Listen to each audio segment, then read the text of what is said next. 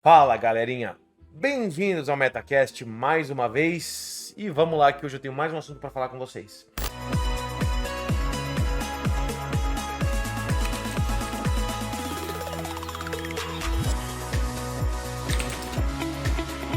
Algumas pessoas vieram me pedir para fazer vídeos sobre toda a situação que está acontecendo com a FTX. Todos vocês já devem saber do que eu estou falando, né? O quanto que o fato da FTX ter ido pro buraco prejudicou o mercado de maneira geral. E alguns amigos falaram, não, faz um vídeo grande para fazer um estudo de caso, para poder explicar. E eu realmente pretendo fazer isso nos videoaulas e eu vou usar a FTX como exemplo. Não apresentar o caso deles, mas usar eles como exemplo. Mas esse não é o meu objetivo de hoje. Rolaram alguns papos sobre isso nas últimas lives. E, cara, eu queria falar um pouco com vocês sobre o que aconteceu pós-FTX, qual foi a repercussão, né? Eu fiz um comentário hoje na live que eu achei pertinente de trazer para cá e discutir um pouco mais com vocês, né? Então, assim, principalmente aqui no Brasil, a gente teve uma onda muito grande de fraudes, eu vou chamar a primeira onda de problemas que aconteceram, de fraudes nas exchanges, né? Exchanges que se vendiam como a solução mais rápida ou mais fácil ou com mais liquidez, e muitas delas acabaram sendo fraudes e muita gente perdeu muito dinheiro, né? Inclusive a PL que está hoje tramitando, ela teve a parte que foi aprovada assim com flying colors, teve a ver justamente com isso, né? Para que as exchanges fossem obrigadas a dizer o que é ativo delas e o que é ativo dos seus correntistas, porque isso já diz para o mercado, para o investidor, o quanto eles têm de fato de liquidez, ou se você quiser de poder aquisitivo dentro do mercado. Então, por causa desse problema, por causa dessa primeira onda de fraudes, o mercado se adaptou e está tentando criar maneiras de ajudar com que nós, investidores, pessoas normais, possamos nos basear em certo material para não sofrer com golpes parecidos.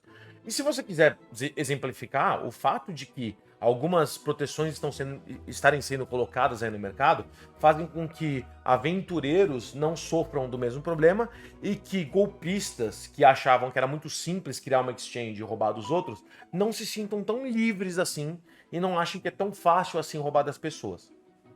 Então, por pior que pareça essa frase que eu vou falar agora, esse tipo de problema, essa onda de fraudes que aconteceu, ela é claro que foi negativa para muita gente que perdeu dinheiro, mas ela, se você for pensar no mercado da blockchain como um todo, por mais que tenha prejudicado, foi bom que aconteceu lá no começo, porque ensinou pra gente muita coisa.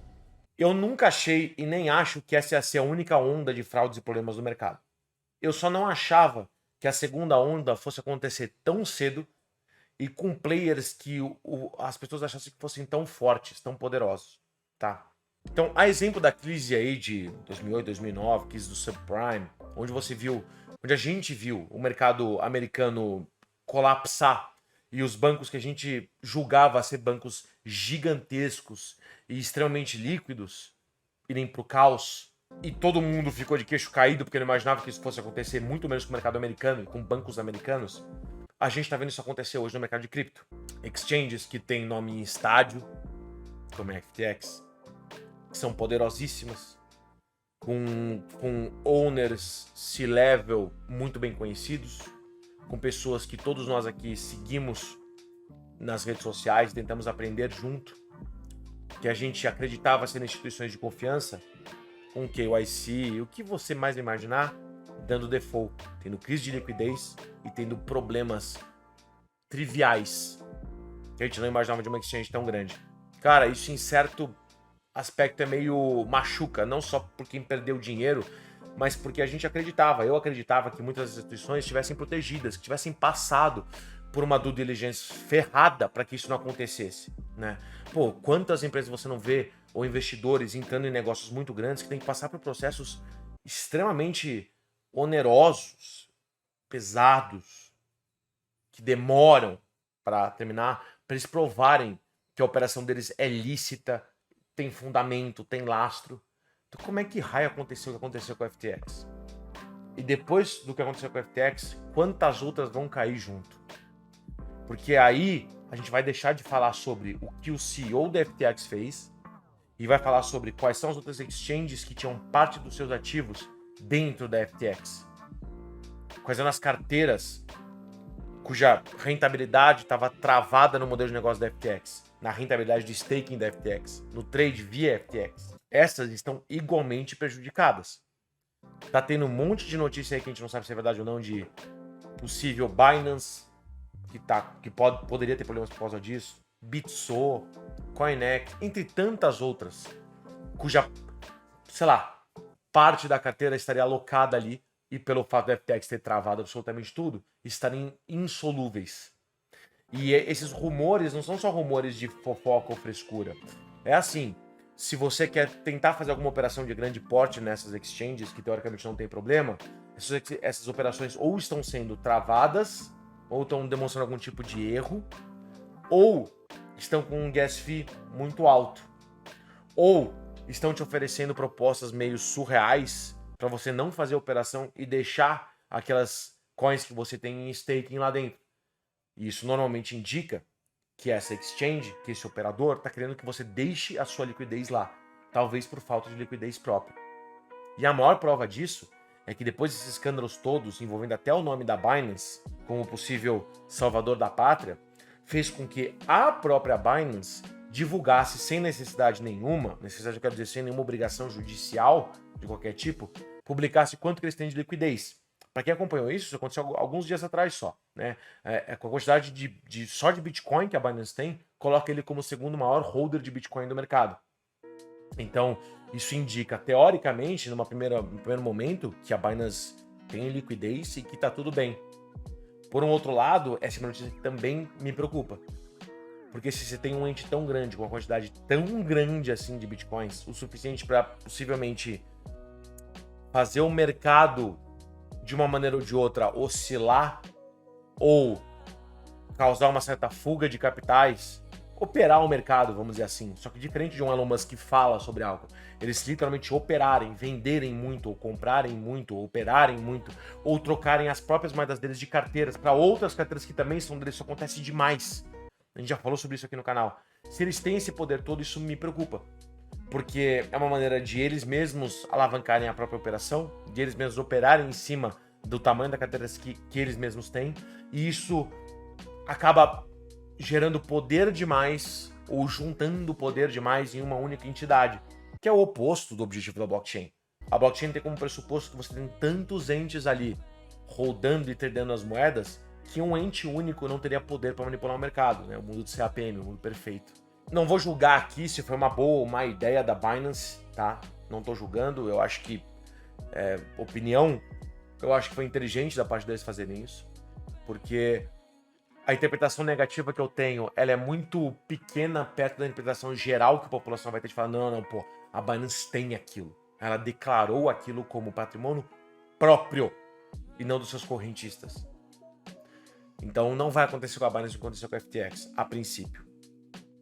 É uma maneira deles combaterem possíveis notícias que estejam flodando o mercado, ou notícias que estão querendo capitalizar em cima de histeria em massa. Então a Binance foi bem inteligente nesse aspecto. Realmente, literalmente, palmas para eles de terem ido com a informação pública. Eles não precisavam ter feito isso. Mas ainda assim, é complicado para mim afirmar que a FTX foi a única, ou que a gente não vai ver mais fraudes ou escândalos desse tipo. Para mim, a FTX abriu uma porta muito complicada. Ela fez com que colocasse uma pulguinha atrás da orelha de entes grandes, entes regulatórios, governos, grandes players, traders, de que se mesmo uma FTX não era tão líquida quanto a gente pensava, será que as outras são? Essa pulga atrás da orelha, de maneira geral, para alguém que vê de fora, se não tivesse nenhum centavo do meu bolso investido nesse mercado, ela é boa. Porque ela provoca todos esses players que eu falei, todos esses stakeholders, a pesquisar mais a fundo, a entender mais as operações de cada uma das exchanges. Isso é muito, muito importante para blindar a gente de decisões monocráticas, autocráticas, totalitárias de um fundador de uma exchange dessa, de catar o seu dinheiro e usar para quitar dívida própria, por exemplo, entre tantas outras coisas. O fato do antigo CEO, né? Agora não é mais, enfim, e sócio fundador da FTX ser preso por até 20 anos, não vai restituir o valor de todo mundo que perdeu. Então, não é bom o suficiente para resolver esse tipo de problema. Mas ele pôs a pulga atrás da orelha de muita gente. Será que a gente está à mercê de outras pessoas iguais a ele? E que outros protocolos de segurança podem ser implementados, tanto tecnologicamente como por meio de auditoria, compliance, due diligence, para que outras exchanges grandes não façam a mesma coisa conosco que a FTX fez. Esse para mim é o grande aprendizado. É isso que a segunda onda vai trazer para a gente, né? A questão do o que é seu de fato. Quando que algo que você tem na blockchain é seu? Quando que algo que você tem no seu banco normal é seu? Se está numa exchange, não é seu. A não ser que esteja numa wallet, não é seu. E a prova disso é que o dono da FTX pegou o seu dinheiro sem precisar te pedir permissão, ligando o F para todo mundo e usou pelo que ele bem entendeu. Não dá para ter preguiça de entender o que é uma wallet, o que é uma hard wallet, o que é uma exchange, o que é um operador, o que é uma bridge. Não dá para ter preguiça. Não dá para assumir ignorância e usar o mais fácil. O mais fácil já fez com que muita gente perdesse muito dinheiro lá na primeira onda de defaults que aconteceram. E agora, com pelo menos um player dando default, com um player falindo, muitas empresas, demais exchanges, projetos e pessoas fossem à falência com um player. Vamos aproveitar esse vídeo aqui para falar mais uma vez. Estudem. Isso aqui não é dica de investimento. É dica para você estudar. Porque só com estudo, prestando atenção, acompanhando as notícias, você vai conseguir se prevenir de colocar dinheiro numa próxima FTX. Sempre vai existir. Sempre vão existir players que vão querer, de uma maneira ou de outra, ferrar contigo. Sempre vai ter gente mau caráter, empresa mau caráter. A gente tem que se blindar. Eu consigo entender que a culpa não é inteiramente nossa, porque o mercado é muito novo. Não tem como você antecipar muitas dessas coisas. Mas, da parte que a gente pode fazer, corram atrás. Grande abraço. Deixem as dúvidas aqui. Não esquece de curtir, compartilhar. Até o próximo vídeo.